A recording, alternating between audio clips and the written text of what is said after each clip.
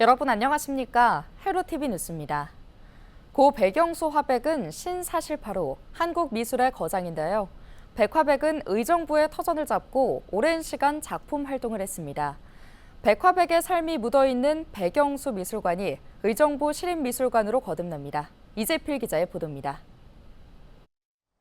의정부시 호원동에 자리한 백영수 미술관입니다. 고 백영수 화백의 작품을 감상할 수 있는 곳으로 과거 그의 자택이자 화실이었습니다. 백화백은 1950년대 신사실파의 마지막 작가로 이중섭 등 당대 한국 미술의 거장들과 함께 활동했습니다. 의정부시가 백영수 미술관을 시립미술관으로 설립해 운영할 방침입니다. 시는 백영수 미술문화재단과 의정부 시립 백영수 미술관 설립을 위한 업무 협약을 체결했습니다. 현재 재개발로 미술관을 이전해야 하는 상황인데 시는 개발 지역 내에 의정부 시립 백영수 미술관을 설립해 운영할 계획을 세웠습니다. 우리가 있는 이 미술관도 그분의 정성, 그분의 생각, 철학이 그대로 담겨져 있는 건물입니다. 이 건물의 가치를 그대로 살려서 우리는 의정부 시립으로 백영수 미술관을 짓게 될 것입니다. 이번 협약은 백영수 화백의 작품을 지역 문화자원으로 보존하는 한편 시민들의 문화예술 향유 기회를 확대하기 위해 마련됐습니다. 두 기관은 의정부 시립 백영수 미술관 설립을 비롯해 문화예술 프로그램 개발에도 서로 협력하기로 했습니다. 헬로티비 뉴스 이재필입니다. 국제스케이트장 양주 유치를 희망하는 21만 시민들의 서명이 한 곳에 모였습니다.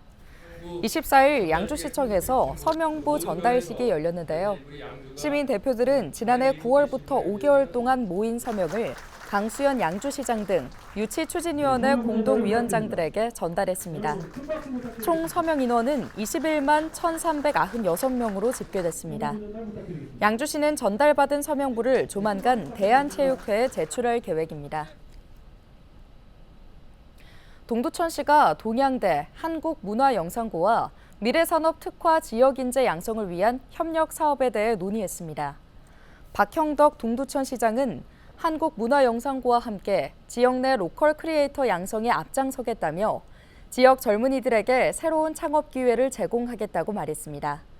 한편 동두천시는 청년 창업 지원센터를 설립해 영상 촬영과 편집, 웹툰 제작 등에 대한 전문 교육을 실시할 예정인데요. 교육을 위해 동양대와 한국문화영상고를 연계하는 한편 일자리 정보도 제공한다는 방침입니다. 양주시가 오는 30일까지 드론봇 페스티벌 기간 헬기 탑승 체험자를 모집합니다. 양주 드론봇 페스티벌은 다음 달 24일부터 26일까지 가남리 비행장에서 열리는데요. 양주시는 25일과 26일에 각각 100명씩 총 200명에게 헬기 탑승 체험 기회를 제공하기로 했다고 밝혔습니다. 헬기는 가남리 비행장에서 출발해 양주시청과 옥정, 동두천 인근을 지나 약 15분 동안 비행할 예정입니다. 참여 희망자는 양주시 공식 블로그를 참고해 신청 가능하며 최종 탑승자 200명은 5월 2일 추첨을 통해 결정됩니다. 포천시가 민관군 첨단 드론 교육훈련센터 구축 연구용역 착수 보고회를 열고 민군 상생 발전 방안을 논의했습니다. 포천시는 기회발전 특구 지정을 위한 첨단 국방 드론 산업 육성을 위해 민관군 첨단 드론 교육 훈련센터 구축 연구용역 착수 보고회를 개최했는데요. 이번 보고회에는 대진 테크노파크와 경북대학교, 육군 관련 부서 관계자가 참석해 용역의 추진 방안과 민군 상생 발전 방안을 논의했습니다.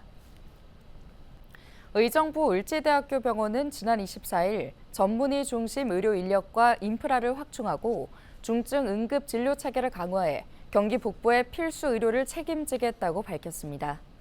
의정부 을지대병원은 지역 병원과의 중증 응급 심뇌혈관 질환 네트워크를 확대하고 중환자 의학과 중심의 중증 진료 체계 강화, 소아응급 책임의료기관 전문 운영을 통한 지역 수요 대응 등 3가지 핵심 계획을 제시했습니다.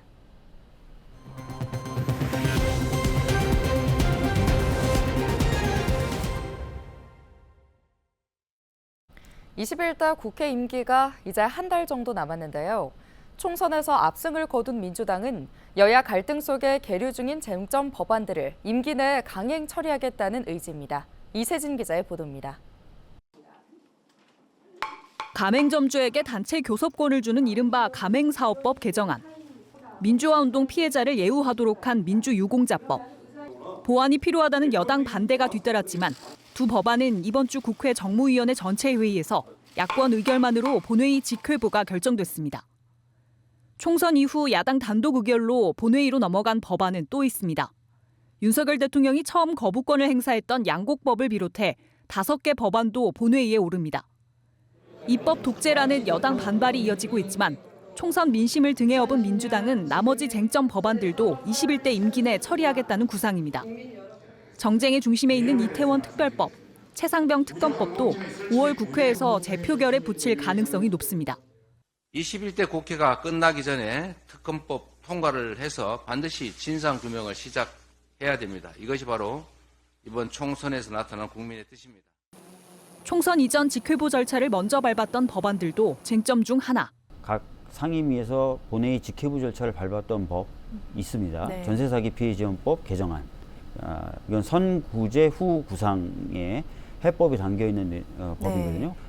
민생을 위해서 반드시 처리돼야 하는 법이기 때문에 본회의 일정을 빨리 합의해줘라. 본회의에서 처리하자 이런 입장입니다. 다만 여야 갈등 속에 5월 국회가 정상적으로 열리지 못할 수 있다는 우려는 남아 있습니다. 실제로 국민의힘은 민주당의 행보를 두고 다수 의석을 앞세워 밀린 숙제를 하듯 법안을 졸속으로 처리하고 있다고 맹비난하며 상임위에 불참하는 형태로 맞서고 있습니다. 21대 국회 임기가 한 달여 남은 가운데 유종의 미를 거두겠다는 야당의 독주가 5월 국회에서 마침표를 찍을지가 관건입니다. 헬로티비 뉴스 이세진입니다. 서울 지역의 대형마트 월 2회 공휴일 의무 휴업이 폐지될 예정입니다. 서울시의회 기획경제위원회는 최근 서울시 유통업 상생 협력 및 소상공인 지원과 유통 분쟁에 관한 조례 개정안을 통과시켰는데요. 개정된 조례안에는 서울시 25개 자치구에서 대형마트 의무 휴업일을 월 2회 공휴일로 지정해오던 원칙을 삭제하고 이해 당사자와 협의를 거쳐 휴무일을 주중으로 변경할 수 있도록 했습니다. 또한 개정안은 밤 12시에서 오전 10시까지 제한된 대형마트의 영업시간을 완화해 온라인 배송의 경우 오전 10시보다 빨리 배송이 가능하도록 했습니다. 관련 조례 개정안은 26일 서울시의회 본회의에서 최종 결정될 예정입니다. 지난해 주민 발의로 청구됐다 법원이 효력 정지 가처분 신청을 인용하면서 중단됐던 서울 학생인권조례 폐지안이 서울시의회를 통과할 전망입니다. 서울시의회 국민의힘 의원으로 구성된 서울시 인권권익향상특별위원회가 26일 학생인권조례 폐지안을 상정할 예정입니다.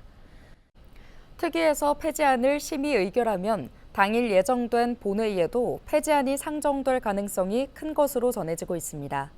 서울 학생인권조례 폐지안은 주민조례 청구를 받아들여 지난해 3월 서울시의회 의장이 발의했지만 법원이 시민단체의 집행정지 가처분 신청을 받아들이면서 제동이 걸린 상태였습니다. 다음 달부터 병원에서의 마스크 착용 의무가 해제됩니다.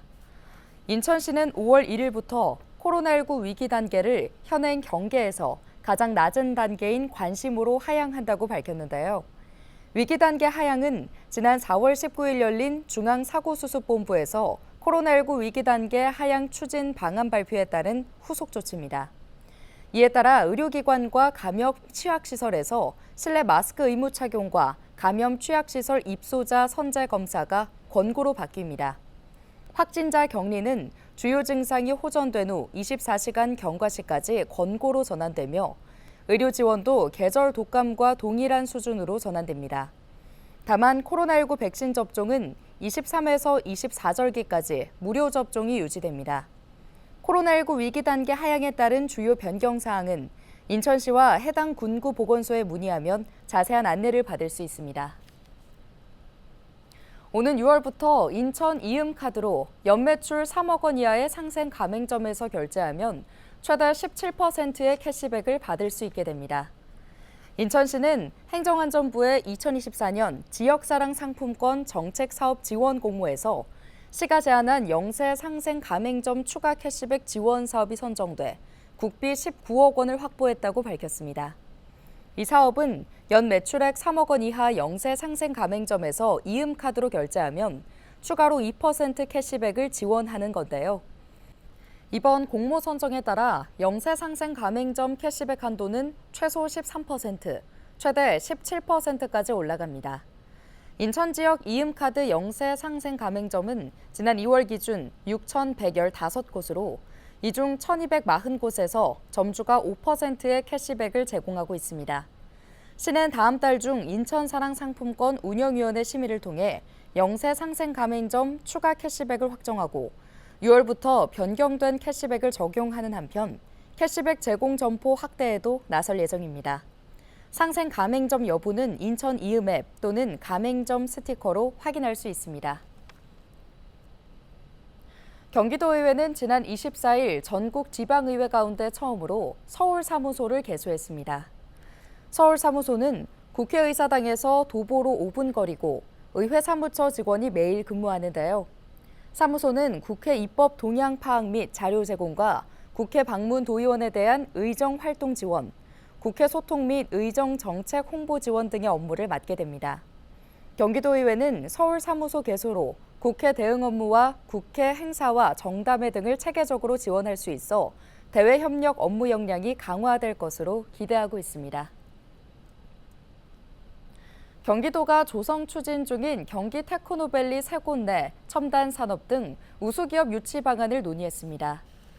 도는 지난 24일 오세연 도시정책과장 주재로 경기도 투자통상과장, 용인 플랫폼시티, 고양 일산 테크노밸리, 경기 양주 테크노밸리 사업 시행자 등이 참석한 가운데 경기 테크노밸리 기업 투자 유치 촉진을 위한 회의를 개최했는데요.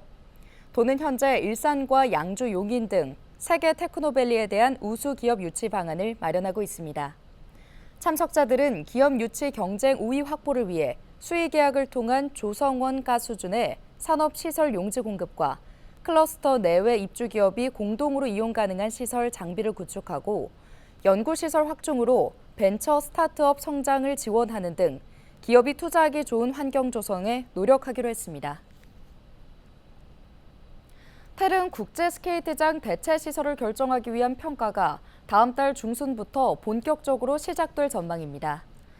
대한체육회는 5월 중순 부지선정위원회를 열고 평가 기준과 항목, 실사 방법 등을 논의할 예정이라고 밝혔는데요. 체육회는 당초 5월에 최종 부지를 선정할 계획이었지만 정부 등과 부지에 대해 좀 더 신중하게 검토할 필요가 있겠다고 내부적으로 판단해 일정을 늦추게 됐다고 설명했습니다. 그러면서 상반기 안에 최종 부지 결정은 어렵다고 덧붙였습니다. 이번 태릉 국제스케이트장 대체 시설 유치 전에는 경기도 양주시와 동두천시, 김포시와 인천 서구, 강원도 원주시와 춘천시, 철원군 등 7개 지자체가 뛰어들었습니다. 태국을 방문 중인 유정복 인천시장이 태국과의 관광, 체육, 경제 등 다양한 분야에서 교류 확장에 나섰습니다. 인천시는 유정복 시장이 현지 시간 23일 차드차트 시티판트 방콕시 주지사를 24일에는 태국 최장수 기업인 비그림 그룹의 헤럴드 링크 회장을 차례로 만나 교류 협력과 인천에 대한 투자 사업을 강화하기로 뜻을 모았다고 밝혔는데요. 먼저 유 시장은 차드차트 시티판트 주지사와 만나 우호 협력 강화를 위한 양해각서를 체결했습니다. 양해각서에는 문화, 관광, 과학, 기술, 산업, 교육 분야 협력을 비롯해 공무원 교류 장려와 연례회의 또는 공동 프로젝트 추진 등이 포함되어 있습니다. 인천시와 방콕시는 이번 협약을 계기로 교류 협력과 상호 인적 교류를 강화해 나갈 계획입니다. 이어 24일에는 헤럴드 링크 회장을 만나 한태 교류전 승마대회 인천 개최와 다양한 투자를 위해 상호 협력하기로 했습니다. 오늘 준비한 소식은 여기까지입니다. 함께해 주신 여러분 고맙습니다.